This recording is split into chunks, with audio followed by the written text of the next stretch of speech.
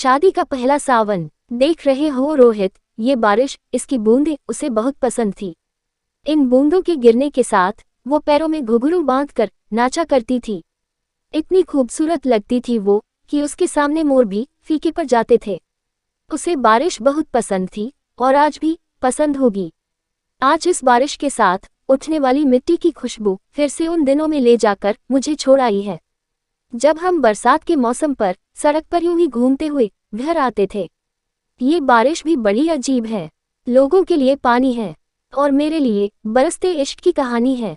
पहाड़ी के पीछे जो वो ढाबा है जहां मैं चाय पीने जाता हूँ, वहां की चाय उसे बहुत पसंद थी।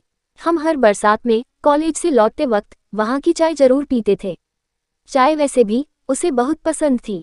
मई जून की दोपहरी में भी वो चाय पीना पसंद करती थी और जब मैं मना करता था तो बड़ी नजाकत से कहती थी, जनाब, आपके लिए सिर्फ चाय होगी, मेरे लिए तो इश्क है। फिर मैं कहता था कि जब चाय से इश्क है तो मैं क्या हूँ? तो वो कहती थी, तुम और मैं तो एक हैं, तो मेरी पसंद तुम्हारी भी पसंद है। और ये बोलकर हंसने लगती थी। जानते हो, क्योंकि चाय मुझे कभी पसंद नहीं थी और ये बात वो जानती थी।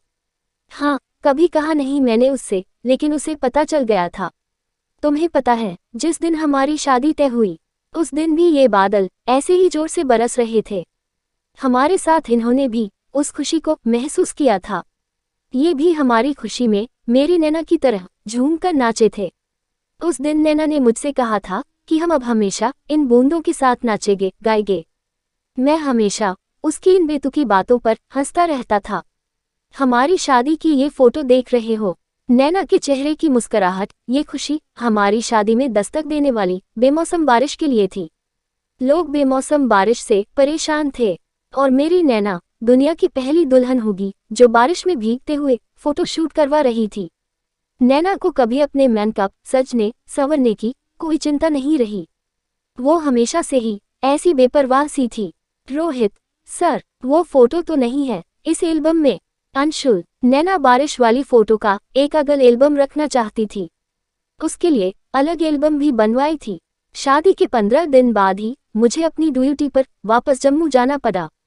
जब ये बात नैना को पता चली तो वो मुझसे बोली कि तुम फौजियों का काम छुट्टी के मामले में बड़ा खराब है, लेकिन ठीक है, जाओ जल्दी आना। सबको बता दो कि तुम्हारे साथ रहने की बरसात में मैंने बुकिंग कर ली है, तो अपनी बारिश तुम यही बिताना मेरे साथ। शादी के पहले सावन में मुझे तुम्हारी छुट्टियां गिफ्ट में चाहिए। मैंने मुस्कुराते हुए कहा था, आपका हुक्म सर। आंखों पर तो वो हंसने लगी थी। जब मैं वापस जा रहा था तो उसने अपनी आंखों में बिखरी नमी को छुपा लिया था। उसकी आंखों से एक आंसू ना गिरा। फिर मानसून आया और जम्मू में बाढ़ आ गई और मेरी छुट्टियां कैंसिल हो गई। जब नैना को ये बात पता चली तो बहुत निराश हुई थी वो।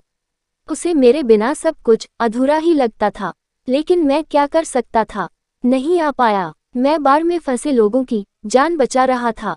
अपनी नैना को उसका मनचाहा सावन न दे पाया, उसका गिफ्ट उसे नहीं दे पाए। फिर एक हफ्ते बाद पता चला कि नैना बाहर गई थी। लैंडस्लाइड हुआ और नैना अपनी कार के साथ ठंडी में जा गिरी। 2 दिन बाद उसकी लाश मिली। उस दिन ऐसा लगा जैसे मैं मर गया। तब आया था मैं इस जगह जब मेरी नैना मुझे छोड़कर जा चुकी थी। तब मैं यहाँ से उसकी यादें समेटकर अपने साथ ले गया था। तब से हिम्मत नहीं हुई यहाँ आने की। अब 5 सालों बाद मेरी पोस्टिंग यहाँ हुई तो बहुत हिम्मत जुटाकर आया हूँ, लेकिन ऐसा लग रहा है कि मेरी नैना मेरे यहाँ आने से बहुत खुश है। मैं उसका साथ महसूस कर पा रहा हूँ। जो तब नहीं कर पाया वो अब कर दिया मैंने। अपनी नैना के शादी के पहले सावन का गिफ्ट दे दिया मैंने। अब हम साथ उस पहाड़ी तक घूमने जाएंगे, उस ढाबे की चाय भी पीने हम साथ जाएंगे। अब हम दोनों अपना हर सावन एक साथ यही मनाएंगे।